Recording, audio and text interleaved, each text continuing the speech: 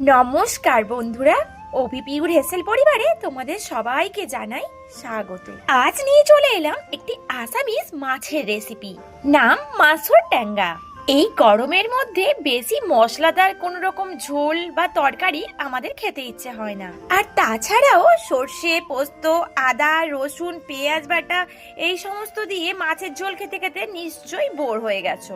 তাই খুবই সহজে মাত্র কয়েকটি উপকরণ দিয়ে এই মাছের ঝোলের রেসিপিটি খুব সহজেই বাড়িতে বানিয়ে নাও। গরম ভাতের সাথে জাস্ট অসাধারণ লাগবে। এই দেখো, এখানে রয়েছে একটা মস্ত বড় রুই মাছ। বাড়িতেই রুই মাছ কেটে বেছে ধুয়ে পরিষ্কার করে নিলাম। এই রান্নাটির জন্য তোমরা তোমাদের পছন্দ মতো মাছের পিস কেটে আনতে পারো বাজার থেকে।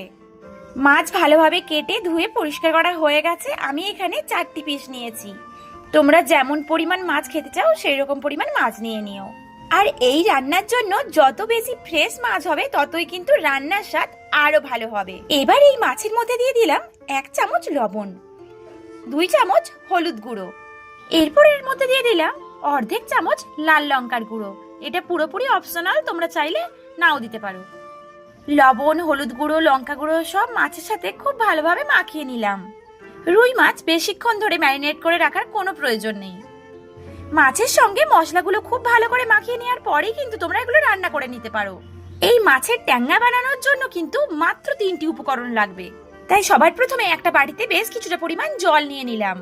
সবার প্রথমে এই রান্নার প্রথম উপকরণটির সঙ্গে তোমাদের পরিচয় করালাম। দেখো, এগুলো আলু খুব ভালো করে ধুয়ে নিলাম। এরপরে চলো দ্বিতীয় উপকরণটির সঙ্গে পরিচয় করিয়ে দিই। এই হলো টমেটো, যেটা ছাড়া এই রান্না অসম্ভব। আসামিস এই মাছের ঝোলের রান্নায় কিন্তু ওনারা এই আলুর পরিবর্তে লাউ, ঝিঙে, কুমড়ো এসব দিয়েও এটি করে থাকেন। আমি আলু ছাড়া আর কিছু ভাবতে পারলাম না। বাঙালি বলে কথা, বিরিয়ানিতে আলু, তরকারিতে আলু, মাছের ঝোলে আলু ছাড়া চলেই না। আলুগুলো ছাল ছাড়িয়ে পাতলা পাতলা লম্বা লম্বা করে কেটে নিলাম। এরপর টমেটোগুলো কেটে নেওয়ার পালা। টমেটোর পেছনের অংশ বাদ দিয়ে বেশ মাঝারি সাইজের টুকরো টুকরো করে কেটে নিলাম। একেবারে ছোটও করবো না, আর একেবারে বড় ভাবেও কাটবো না। এবার ওভেনে কড়াই বসিয়ে দিলাম। এই রান্নার জন্য কিন্তু বিশাল কিছু তেলের প্রয়োজন হয় না।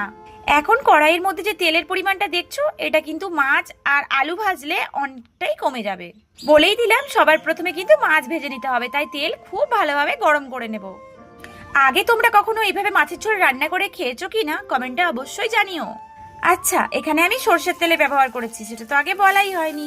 সর্ষের তেল খুব ভালোভাবে গরম হয়ে গেলে মাছের পিসগুলো এক এক করে কিন্তু সবই তেলের মধ্যে দিয়ে দিলাম। ওভেনের তাপমাত্রা খুব বেশি বাড়াইনি, মিডিয়াম তাপমাত্রায় মাছগুলো কিন্তু আমি ভেজে নেব। মাছের এক পিঠ লাল লাল করে ভাজা হয়ে গেছে, আরেকটি পিঠ উল্টে দিলাম। মাছগুলো একটু লাল লাল করে ভাজার ফলে যখন মাছের পিসগুলো ঝোলে দেওয়া হবে তখন বেশ দেখতে সুন্দর লাগে।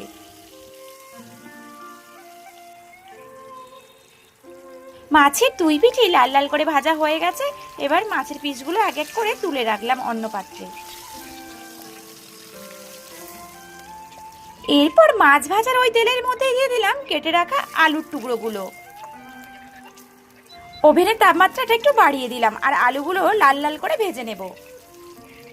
অনেকেই মাছের ঝোল রান্না করার আগে কিন্তু এই আলুগুলো প্রেসার কুকারে বা কোথাও সেদ্ধ করে নেন, কিন্তু আমার মনে হয় মাছ ভেজে তুলে রাখার পর ওই তেলেই যদি এই আলুগুলো ভেজে নেওয়া হয় তবে কিন্তু মাছের বেশ দারুণ সুন্দর একটা গন্ধ এই আলুগুলোর মধ্যে ঢুকবে। আলুগুলো আমার লাল লাল করে ভাজা হয়ে গেছে, তাই তুলে রাখলাম। এবার ওই তেলের মধ্যে দিয়ে দিলাম ফোড়নে 1 চামচের থেকে একটু কম 5 ফোড়ন আর 4টি কাঁচা লঙ্কা। কাঁচা লঙ্কাগুলো তেলে দেওয়ার আগে মাঝখান থেকে একটু চিড়ে নিও, তাহলে কিন্তু ফেটে যাওয়ার সম্ভাবনা থাকবে না। এগুলো একটু খুন্তি দিয়ে নেড়ে এগুলো থেকে সুন্দর একটা গন্ধ বেরোলে দিয়ে দিলাম কেটে রাখা টমেটোর টুকরোগুলো। ওভেনের তাপমাত্রা এখন মিডিয়ামে করা আছে, খুন্তি দিয়ে এগুলো একটু ভালোভাবে নেড়ে নিলাম। আর তোমাদের বলে রাখি, এই রান্নার কিন্তু প্রধান উপকরণ হলো এই পাকা পাকা লাল টমেটো। তাই যতটা পরিমাণ মাছ নেবে ঠিক তার অর্ধেক পরিমাণ টমেটো নিতে হবে। এবার এই টমেটোর মধ্যে দিয়ে দিলাম 1 চামচ লবণ। এবারে দিলাম 1 চামচ হলুদ গুঁড়ো আর সবশেষে দিলাম 1 চামচ কাশ্মীরি লাল লঙ্কার গুঁড়ো। তোমরা চাইলে এটা নাও দিতে পারো। এবার সব একসাথে খুন্তির সাহায্যে মিশিয়ে নিলাম। বিশ্বাস করো, মাছের এই পাতলা ঝোল একবার খেলে কিন্তু বারবার বানিয়ে খাবে। 1.5-2 মিনিট পর এর উপর একটা ঢাকনা দিয়ে দিলাম। মাত্র কয়েকটি উপকরণ দিয়ে এত সহজে যে এত সুন্দর একটি মাছের ঝোল রান্না করে নেওয়া যায়, সেটা যদি নিজে বাড়িতে বানিয়ে একবার না খাও বুঝতে পারবে না। ওভেনের তাপমাত্রা মিডিয়ামের থেকে একটু কমে রাখা ছিল। 2 মিনিট পর এই ঢাকনাটা খুলে নিলাম, খুন্তি দিয়ে একটু ভালোভাবে নেড়ে নিলাম। এই রান্নায় এই যে টমেটো দেখছো, এগুলো একেবারে গলে যাবে। আর আস্তে আস্তে করে কাঁচা লঙ্কা, 5 ফোড়ন আর টমেটোর সুন্দর একটা ফ্লেভার রান্নার মধ্যে ছড়িয়ে যাবে। আবার এর ওপর একটা ঢাকনা দিয়ে দিলাম। তোমাদের হাতে যদি সময় না থাকে তাহলে কিন্তু এতবার ঢাকা দিয়ে করার কোনো প্রয়োজন নেই, তখন ওভেনের তাপমাত্রা মিডিয়ামে রেখে একবার ঢাকা দিলেই যথেষ্ট। কিন্তু এটা লক্ষ্য রাখবে, মাছ আর আলু দেওয়ার আগে যেন টমেটো খুব ভালোভাবে গলে যায়। তোমরা রান্নার এতদূর পর্যন্ত এসেই বুঝতে পারছো আমি কিন্তু রান্নায় খুব বেশি মশলা ব্যবহার একেবারেই করিনি। তাই কি মনে হচ্ছে গরমের জন্য একেবারে পারফেক্ট তো? যতক্ষণ পর্যন্ত না এই টমেটো একেবারে গলে যাচ্ছে ততক্ষণ পর্যন্ত কিন্তু এটা এইভাবেই রান্না করে যেতে হবে। দেখো টমেটো পুরোপুরি প্রায় গলে গেছে। আমার কিন্তু অর্ধেক রান্না এখানেই শেষ। এবার তোমরা যেমন পরিমাণ ঝোল খেতে চাও ঠিক তার থেকে 1 গ্লাস বেশি পরিমাণে জল দিও, কারণ ঝোল ফুটতে ফুটতে অর্ধেক হয়ে যাবে। খুন্তির সাহায্যে সব একসাথে ভালোভাবে মিশিয়ে নিলাম।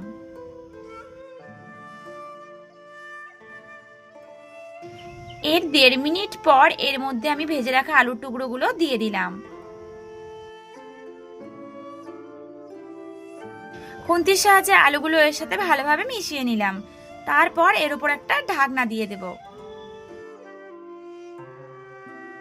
আর ওভেনের তাপমাত্রা মিডিয়ামে রেখে দেব।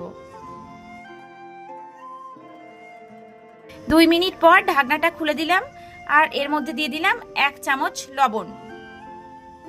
তোমরা লবণ অবশ্যই ভালোভাবে ঝোলটা দেখে পড়ে তারপরে দিও। আরেকবারের জন্য এর উপর একটা ঢাকনা দিয়ে দিলাম। আবারও প্রায় 1.5 মিনিট পর ঢাকনাটা খুলে নিলাম। এরপর আমি এর মধ্যে দিয়ে দিলাম 2টি গন্ধরাজ লেবুর পাতা। এটা পুরোপুরি অপশনাল, তোমরা চাইলে নাও দিতে পারো, তবে দিলে টেস্টটা খুব ভালো হয়। গন্ধরাজ পাতার স্মেলটা যাতে খুব ভালোভাবে রান্নার মধ্যে ছড়িয়ে যায় সেই জন্য আমি আরেকবার এর উপর ঢাকনা দিয়ে দিলাম। 1 মিনিট পর ঢাকনা খুলে দিলাম। এতক্ষণে কিন্তু খুন্তি দিয়ে একটু দেখে নিতে পারো আলু ভালোভাবে সেদ্ধ হয়ে গেছে। যখন দেখবো পুরোপুরি আলু সেদ্ধ হয়ে গেছে তখন কিন্তু মাছের পিসগুলো এর ঝোলের মধ্যে দিয়ে দেব।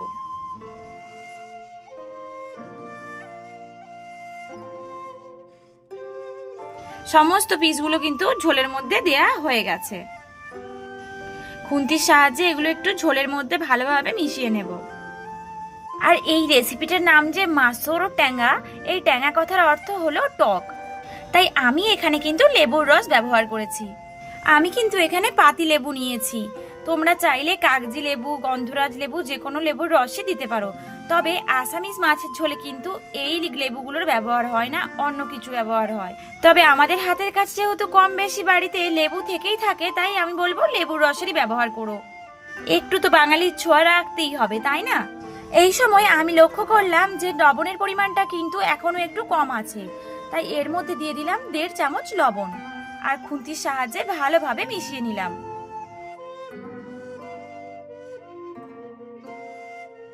আর এখন আমার কোনো কাজ নেই, তাই মিডিয়াম ফ্লেমে কিন্তু ঝোলটা এবার হতে দাও। এই রুই মাছের ট্যাঙ্গা রেসিপিটা কিন্তু তোমরা রুই মাছ ছাড়া কাতলা মাছ দিয়েও করতে পারো। এই প্রচন্ড গরমে কিন্তু তোমরা এই রকম পাতলা রুই মাছের ঝোল একবার বানিয়ে দেখো। আমি কথা দিচ্ছি এই গরম গরম ভাতের সাথে যদি পড়ে এই রকম টক টক মাছের ঝোল, তাহলে ভাত খাওয়াটা গরমের দিনে দারুণ হয়ে যাবে। আরেকটা কথা তোমাদের বলে দিই, এই মাছের ঝোল রান্না করার সময় অনেকেই কিন্তু এই টমেটো সেদ্ধ করে বা পেস্ট করে মিক্সিতে ব্যবহার করে, কিন্তু আমি বলবো তোমরা এইভাবে ছোট ছোট টুকরো করে টমেটো কেটে তবে রান্না করে দেখো, তবেই তো রান্নার আসল স্বাদ গন্ধ এই টমেটো থেকে সুন্দরভাবে বেরোবে আর স্বাদটাও হবে অনেকাংশে বেশি। 2-2.5 মিনিট এইভাবে ফুটিয়ে নেওয়ার পর আমার রুই মাছের ট্যাঙ্গা কিন্তু একেবারে কমপ্লিট। আজকে একেবারে সিম্পল একটি আসামিজ মাছের ঝোল তোমাদের কেমন লাগলো কমেন্টে কিন্তু অবশ্যই জানিও। যদি ভালো লেগে থাকে তাহলে প্লিজ লাইক, শেয়ার, কমেন্ট এবং সাবস্ক্রাইব করতে একেবারেই ভুলো না। আজকের মতো তাহলে ভিডিওটি এখানেই শেষ করলাম। দেখা হবে পরের একটি খুব সুন্দর ভিডিওর সাথে। ততদিন সবাই খুব ভালো থেকো, সুস্থ থেকো। টাটা।